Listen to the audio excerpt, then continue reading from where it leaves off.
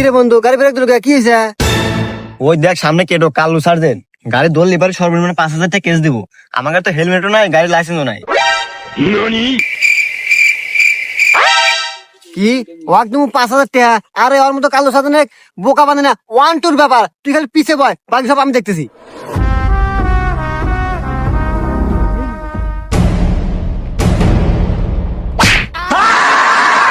আইয়ে বন্ধু এ তুই কি হলো? আমি পায়ে ব্যথা পাইলাম। আরে এইটি তো টেকনিক। ওয়াকাস গেলে লাগলি 5,000 টাকা। এখন তো ওষুধের দরজা ধরে না পাবো রেখিলাম 10টা ব্যাপার হারিয়ে যাবো। আর ওয়াকাস দা কমু ইমার্জেন্সি হাসপাতালে যেতেছি। টেনশন করিস না।